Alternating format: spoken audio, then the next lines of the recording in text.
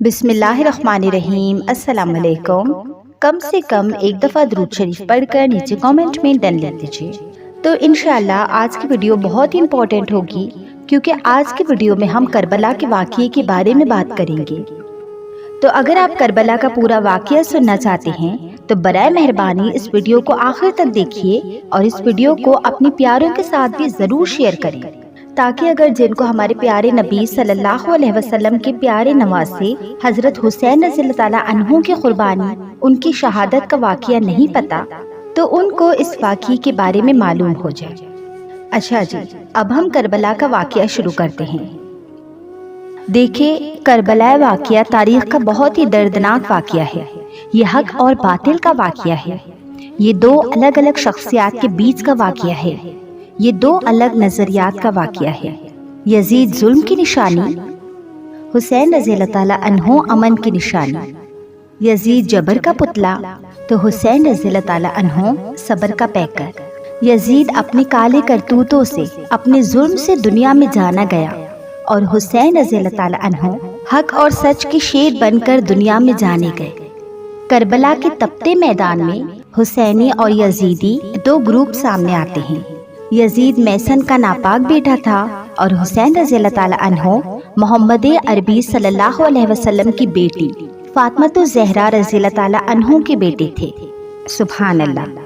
یزید نشے میں دھت رہ کر نمازیں چھوڑ دیتا تھا۔ حسین رضی اللہ تعالیٰ عنہ کی کربلا میں بھی نمازیں قضا نہیں ہوئی۔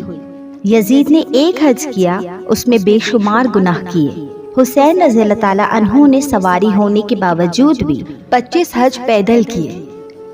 یزید گندے لوگوں کا دوست تھا۔ گندے گندے کام اس کے شوق تھے۔ دین اسلام اس کے لیے مذاق تھا۔ ناپاکی اس کے اندر پھوٹ پھوٹ کر بری ہوئی تھی، اور وہ چاہتا تھا کہ حضرت امام حسین رضی اللہ تعالیٰ عنہ اس کے ہاتھ پر بیعت کر لے۔ بیعت کرنا مطلب اس کے حکموں کو ماننے والے بن جائے۔ وہ حسین جن کے لیے ہمارے نبی صلی اللہ علیہ وسلم نے فرمایا کہ وہ جنتی نوجوانوں کے سردار ہیں، جن کے دوست یار بھی ان کے جیسے اللہ والے، کہیں حضرت عبداللہ ابن عباس تو کہیں حضرت عبداللہ ابن عمر تھے۔ سبحان اللہ۔ زمانے نے وہ منظر بھی دیکھا ہے کہ حسنین کریمین کم عمری کی وجہ سے اگر چلتے چلتے گرتے ہیں تو ہمارے نبی صلی اللہ علیہ وسلم خطبہ چھوڑ کر انہیں اٹھاتے ہیں۔ اتنی محبت تھی آپ کو اپنے نواسوں سے۔ سبحان اللہ۔ ہمارے نبی صلی اللہ علیہ وسلم دونوں کو جب بھی اپنے کاندھوں پر بٹھا کر گھماتے تو حضرت عمر فرماتے، واہ واہ کیا سواری آئی ہے۔ تب ہمارے نبی صلی اللہ علیہ وسلم نے فرمایا، عمر سواری تو دیکھ رہے ہو، سوار بھی تو دیکھو کیسے ہیں۔ واللہ۔ اب بات کرتے ہیں کربلا کے واقعے کی۔ کربلا کا واقعہ کچھ یوں ہے کہ جب یزید تخت نشین ہوتا ہے تو اس سے یہ فکر ہوتی ہے کہ حضرت امام حسین رضی اللہ تعالیٰ عنہ، عبداللہ بن عمر اور عبداللہ ابن عباس یہ سب میری بیعت کریں، مطلب میرے انڈر میں آئیں اور جو حکم میں دوں اسے یہ پورا کریں۔ اسی لیے وہ ولید بن عقبہ کو لکھتا ہے کہ ہر صورت میں ان کی بیعت لو، انہیں لاؤ، اگر یہ نہ آئے تو پھر ان پر سختی کرو۔ آپ کو پیغام ملتا ہے تو آپ کو بلایا گیا۔ تب یزید نے اپنے ناپاک ارادے آپ کو بتائے اور ان پر زور زبردستی کرنے لگے کہ آپ کو بیعت لینی ہوگی۔ آپ جب نکلے تو ایک سپاہی نے انہیں روکا۔ تب آپ نے فرمایا، تجھے پتہ نہیں کہ میں کون ہوں؟ میں علی کا بیٹا ہوں، محمد صلی اللہ علیہ وسلم کا نواسا ہوں۔ میں یزید کی بیعت سے انکار کرتا ہوں۔ آپ وہاں سے نکلتے ہی اپنی بہن حضرت زینب رضی اللہ تعالیٰ عنہ سے ملے اور کہا، زینب ہمیں مدینہ چھوڑنا ہوگا۔ فرمایا کیوں؟ فرمایا یزید اپنی ضد کے چلتے ہوئے کسی کی نہیں سنے گا اور جنگ چھیڑے گا، اور میں نہیں چاہتا کہ میرے نانا کے شہر میں خون خرابہ ہو، ہمیں یہاں سے چلنا ہوگا۔ آسان نہیں تھا ان کے لیے مدینہ چھوڑنا، وہ جگہ چھوڑنا جہاں ان کا بچپن گزرا، ان کے نانا کا روزہ مبارک، اور وہ بھی تب جب انہیں پتا تھا بس یہ آخری گھڑیاں ہیں میری مدینے میں، اس کے بعد کبھی بھی وہ مدینہ نہیں آئیں گے۔ برائے کرم آپ یہ ویڈیو سنتے سنتے امام حسین رضی اللہ تعالیٰ عنہ کو فیل بھی کرتے جائیے۔ وہ منظر امیجن کریے بس کہ کیسے کیا ہوگا، کیسے حالات ہوں گے، کیسی حالت رہی ہوگی ان کی اس وقت۔ آپ کے ساتھ آپ کے اہل خانہ بھی مدینہ کو چھوڑ کر مکہ کی جانب جاتے ہیں۔ 3 شعبان کو آپ پہنچتے ہیں۔ وہاں آپ کو کوفیوں کے لیٹرز آتے ہیں کہ آپ مسلم بن عقیل رضی اللہ تعالیٰ عنہ کو جانچ پرچ کرنے کے لیے وہاں بھیجتے ہیں، یہ پتہ لگانے کے لیے کہ کیا معاملہ چل رہا ہے، جا کے دیکھو۔ تو 40,000 کوفی آپ کے ہاتھ پر بیعت کر لیتے ہیں۔ 8 ذوالحج جب آپ حج کے لیے جاتے ہیں تو پتہ چلتا ہے کہ حاجیوں کے روپ میں قاتل چھپا دیے گئے ہیں، تو آپ احرام کو حج کی بجائے عمرہ میں بدلتے ہیں اور کوفے کی طرف بڑھتے ہیں۔ کائنات والو، ذرا دل پر ہاتھ رکھ کر دیکھو کہ کتنا مشکل مرحلہ تھا، کتنی ہارڈ سچویشن تھی۔ اس دین جس میں آج ہم سکون سے جی رہے ہیں، اس کو بچانے کے لیے حضرت امام حسین رضی اللہ تعالیٰ عنہ نے کتنا بڑا قدم اٹھایا تھا۔ آپ کو سب منع کرتے رہے، روکتے رہے کہ مت جائیے، پر آپ نے فرمایا الکوفی لا یوفی، کوفی کبھی وفا نہیں کرتے۔ آپ کے والد کو وہاں شہید کیا گیا ہے۔ آپ نے فرمایا میرے غم گسارو، میرے مہربانوں، نہ روکو مجھ کو جانے دو، میں جاتا ہوں نانا کے دین کو بچانے، میں چاہتا ہوں کہ دنیا پر وفا کا نام رہ جائے، میں رہوں یا نہ رہوں پر عظمت اسلام رہ جائے۔ میں نہیں جاتا تو نبی کے گھر کی آن جاتی ہے، تمہارا دین جاتا ہے، میری غیرت ایمان جاتی ہے۔ آپ جاتے ہی ہیں کہ آپ کو راستے میں خبر مل جاتی ہے کہ کوفے والوں نے بے وفائی کر دی، انہوں نے مسلم بن عقیل رضی اللہ تعالیٰ عنہ کو شہید کر دیا، نعمان بن بصیر معذور کر دیے گئے۔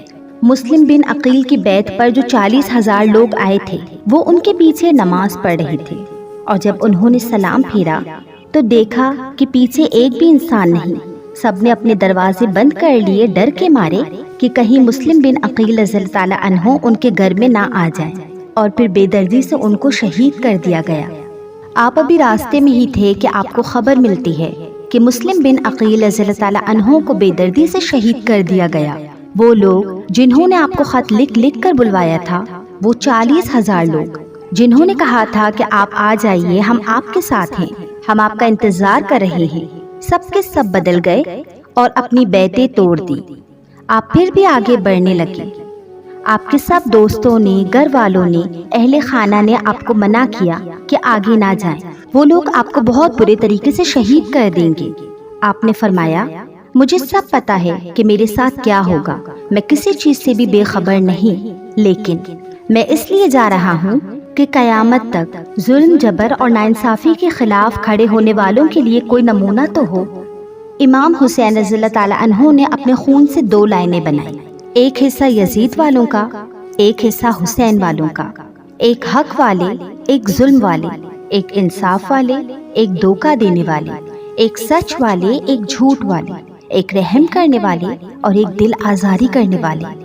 اب سوچیں کون حسینی ہے اور کون یزیدی ہے۔ آپ کربلا پہنچے، آپ کے اہل خانہ کے ساتھ محرم الحرام سے آپ پر پانی، کھانا سب بند کر دیا گیا۔ اللہ اکبر۔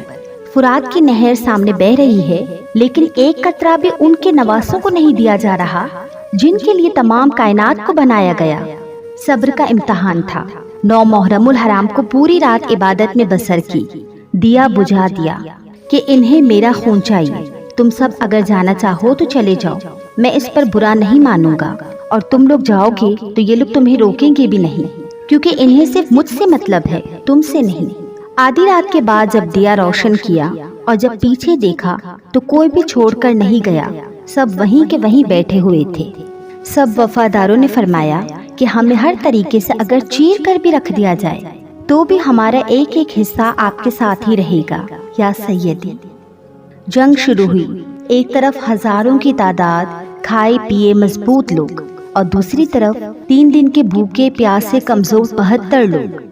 حضرت سکینہ رضی اللہ تعالیٰ عنہ 6 مہینے کے پیاسے اور دودھ کے لیے تڑپتے رہے، حضرت علی اصغر کو لے کر آپ کے پاس آئیں اور فرمایا بابا اصغر کو پیاس لگ رہی ہے۔ آپ ننھے علی اصغر کو لے کر نہر فرات کے پاس گئے، چاہا وہاں سے چلو میں پانی لے کر تھوڑا حلق میں ڈال دیں تاکہ بچے کو کچھ تو صبر آ جائے، لیکن ان ظالموں نے چھوٹے بچے کو بھی ایک بوند کے لیے تڑپایا۔ آپ نے فرمایا تمہیں میرا خون چاہیے، اس بچے سے تمہاری کیا دشمنی ہے، اسے کیوں تڑپا رہے ہو؟ ان یزیدیوں نے ذرا بھی نہ سنی اور نہ ہی رحم کیا، اور چھوٹے سے علی اصغر کی گردن پر تیر چلا دیا۔ راوی فرماتے ہیں کہ وہ تیر کوئی چھوٹا موٹا تیر نہیں تھا، اللہ اکبر، وہ جانوروں کو ختم کرنے کے لیے یوز کیا جاتا تھا۔ وہ تیر تھا جو چھوٹی سی ننھی سی گردن کو چیر کر نکلا۔ آپ رضی اللہ تعالیٰ عنہ نے آپ کے خون کو چلو میں لیا اور آسمان کی طرف اچھال کر کہا، یا اللہ، حسین کی اس قربانی کو بھی قبول کر۔ سننے والوں، سوچو ذرا، ہمیں تو رونا آ جانا چاہیے یہ سنتے سنتے، کیونکہ یہ ویڈیو بناتے ہوئے مجھے رونا آ رہا ہے، تو آپ کو بھی اس ویڈیو کو سنتے سنتے رونا آنا چاہیے، کیونکہ یہ پکے ایمان کی نشانی ہے۔ بھائی عباس کے بازو کاٹ دیے گئے، آپ ان کی لاش کو لے کر خیمے تک لاتے ہیں۔ اب علی اکبر گھوڑے پر سوار ہو رہے ہیں، آپ 18 سال کے جوان بیٹے کو سوار کر رہے ہیں۔ امام حسین رضی اللہ تعالیٰ عنہ کا اندر سے دل پھٹ رہا ہے، لیکن کیا کرتے، اللہ کی راہ پر بیچنا تھا، اپنے نانا کے دین کو عروج پر جو لانا تھا۔